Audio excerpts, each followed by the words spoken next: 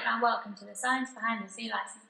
This week we're here at Twycross Zoo, and throughout this episode we'll be looking at the current zoo licensing and how Twycross meets these requirements. First is health and safety at Twycross. Many protocols are in place for keeper and public health and safety. Keepers have extra protocols as they have closer contact with animals and therefore a higher risk of harm. The Secretary of State Standards and Modern Zoo Practice, SSS-MZP, states that risk assessments relating to public safety must be undertaken where appropriate, and relevant risk assessments relating to keeper safety must also be completed. This is a sample of a staff risk assessment at Twycross. As stated by BIASA 2011, control of substances hazardous to health (COSH) regulations must be abided by, as keepers come into contact with substances that can create hazard to health. COSH assess risks of exposure to zoonotic agents, preventing exposure, and take reasonable steps to ensure the health and safety at Twycross. The Health and Safety Executive states that a Health and Safety at Work Act inspection is required to ensure that hazards have been identified and risks controlled. Health and safety signs are displayed at Twycross, and together these measures minimise injury to both public and keepers. Double barriers keep the public a distance from enclosures, and low branch removal prevents children climbing trees. Signs at Twycross state the risks and dangers of climbing on enclosures. Twycross have first aid trained staff on site at all times. The main first aid point is at the Guest Service Centre. Any information is quickly received there and appropriate action is taken.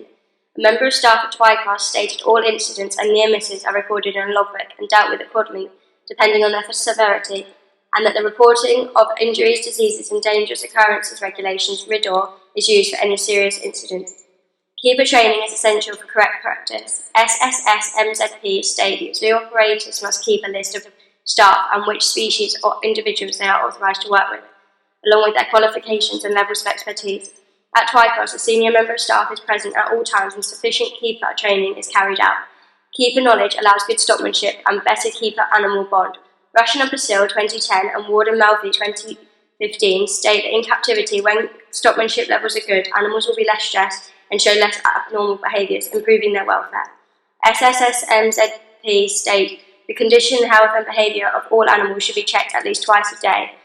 Daily meetings are held at Twycross, as asked in the Zoo Experts Committee handbook, where staff discuss care of the animals, daily tasks and any issues that have been noticed.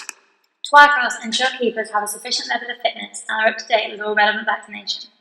As stated by BIASA 2011, the Animal Health Act 2002 includes a requirement to control the risks to human health from zoonosis, as well as controlling the spread of disease among animals themselves. Twycross stated all staff are required to have the flu jab funded by the zoo to prevent illness and potentially infecting animals.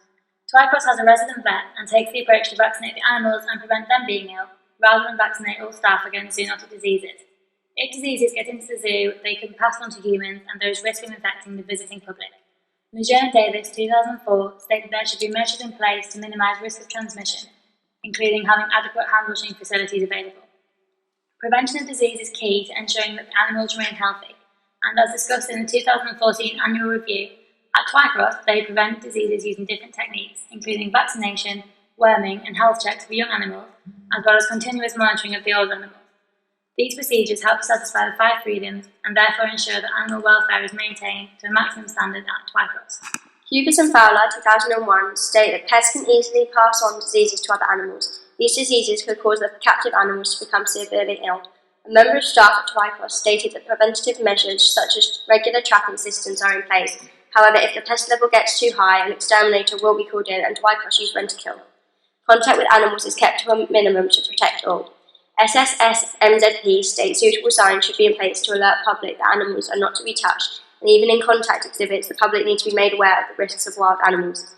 It states that gates and doors to animal enclosures where the public are admitted, and any barriers must be designed and maintained so as not to trap or otherwise injure a visitor or animal.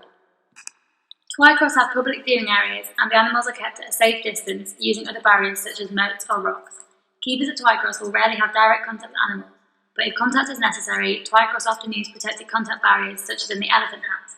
Some animals have been trained to stand on scales for medical checks, as stated in the 2014 annual review for Twycross Zoo. This allows improved veterinary care in accordance with the Animal Welfare Act 2006. Overall, at Twycross Zoo, health and safety is regulated very efficiently. However, a few areas that could be potential hazards were identified. Some areas require new markings to highlight that they are trip hazards, and some signs were broken or covered by foliage so may not be seen by visitors.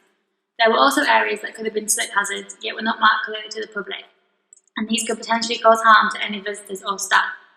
As long as these are corrected, in accordance with the Health and Safety at Work Act, then Twycross Zoo can pass this area of the inspection. Zoo security is important for human and animals. CCTV is a useful method for improving security as it can monitor areas 24/7 and areas that staff may not be able to get to. Constant monitoring increases animal safety and better welfare. Close encounter exhibits had staff monitoring, but also CCTV in places to prevent theft of small animals.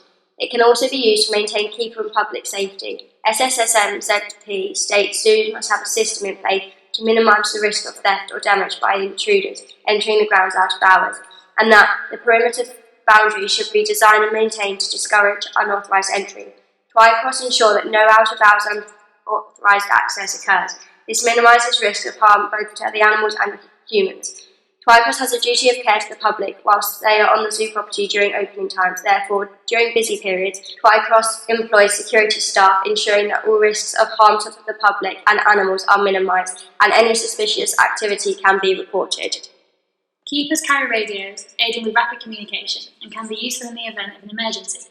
SSS-MZP states zoo operators must ensure that all members of staff are familiar with emergency procedures, as well as knowing the radio codes for each eventuality. Emergency drills must be carried out at least 4 times a year, recorded and regularly reviewed. This increases security and health and safety for all by ensuring that any issues and emergencies are dealt with quickly and appropriately, reducing risk. All animals should be kept in enclosures constructed to avoid escape, according to SSS-MZP. Gates and doors to enclosures must be securely locked. Twycross have a double door system in place to prevent escape from the secure area should one door be breached. During the inspection, enclosures were checked to ensure that a padlock was fitted and fastened to prevent unauthorised access. The avian section of the zoo had increased security for the animals, including a net covering the tops of the enclosures and electric fencing around the exterior, which is always kept on to prevent pests from gaining access to the enclosures. In the event of an animal escape, the perimeter fence would confine the animal, allowing the situation to be resolved in a less problematic way. Trees must not aid animal escape. Some waterfowl species lie beside part of the perimeter fence. This area is quite overgrown. If an animal escaped near this section, foliage could assist escape. This should be dealt with immediately. Animals that can climb, jump, dig or burrow must be kept in enclosures so constructed as to avoid escape. The fences are maintained and visually checked for damage regularly. They are built under the ground to prevent pests from travelling into or captive animals out of the premises. The minimum recommended height or depth of barriers is stated in the International Industry Standards section of IASA. Kleiman et al. 2010 explained that when emergencies occur, the priorities apply as follows: ensure public safety, ensure safety of the zoo and affiliated personnel, ensure safety of the animal collection, and prevent or minimise damage to facilities and equipment. The animal escape protocol at Twycross shows procedures are clear and all staff are trained and understand the drills. Twycross will notify the relevant groups if a category 1 or 2 animal escapes, including the front of house team who ensure public safety, the firearms team, the recapture team and the PR team, and a member of each team is always present at the zoo. In the event of a category 3 animal escape, care and caution must be taken by all, as these animals can still be dangerous when threatened. At Twycross Zoo, security is very effective. It's clear that Twycross takes security very seriously and are correctly preparing for emergencies. However, a few things could be improved. The zoo could have permanent security staff on the gate, and in general, more staff should be around the zoo, as this would provide more trained people to look out for anything suspicious, as well as walking around the zoo, it proved very difficult to find staff to talk to. Another method for maintaining security would be that keepers are not allowed to take zoo keys off premises to prevent incidents such as burglary or muggings for criminals to gain access to animals. Educating in zoos has been a legal requirement since 1999 under the SSS-MZP and the EU Zoo Directive. Every zoo licensed premises must provide educational information to visitors about the animals that the zoo contains. Twycross understand the importance for this requirement. In 2013, the Educational Department won Best Education Project by the IASA. The educational team leader at Twycross, Lee Johnson, stated that on average over 500,000 visitors visit Twycross annually, many of which are schools or educational trips.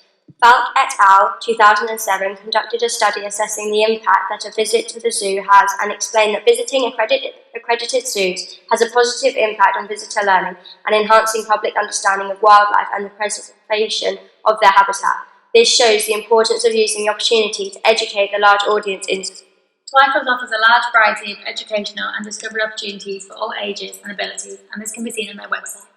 They offer experiences for community groups and provide junior clubs such as Zoo Explorers. Twycross educational team offer presentations and guided visits to teach specific and more in-depth knowledge. Outreach is offered by Twycross, which is requested in the Zoo Expert Committee Handbook, where a discovery team visits different groups if they can't make it to the zoo. In 2013, Twycross expanded their zoo education programme by developing the community group sessions for groups such as guided. Biaza revealed a pilot test was carried out at Twycross for this, to assess whether the guides had enjoyed their visit and whether the aims of the programme had been met. The evaluation showed that all aims had been met and that 95% of participants had gone on to display increased pro-wildlife behaviours months after participating. This information not only shows that they amended the gap in the educational market, but also that Twycross are meeting the SSSMZP standard of keeping records of their educational activities and evaluating the effectiveness.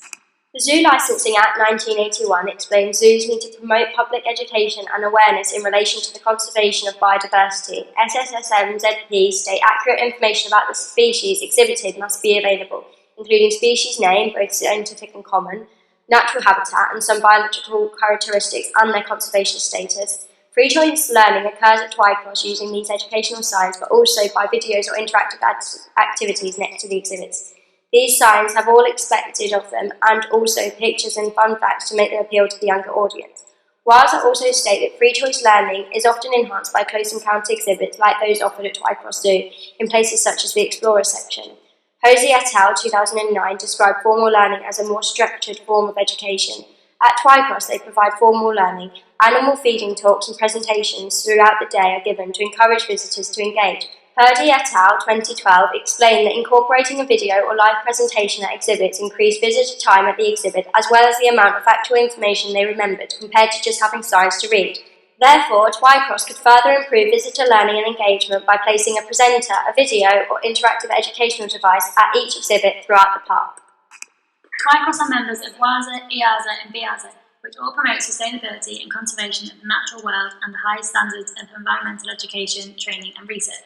Twycross are also members of international conservation organisations including IUCN, SSC and Flora and Fauna International, where Twycross successfully fund patrollers to monitor the Vietnamese forests. Twycross being accepted as members by these organisations show that the zoo provides high standards of welfare, conservation and education.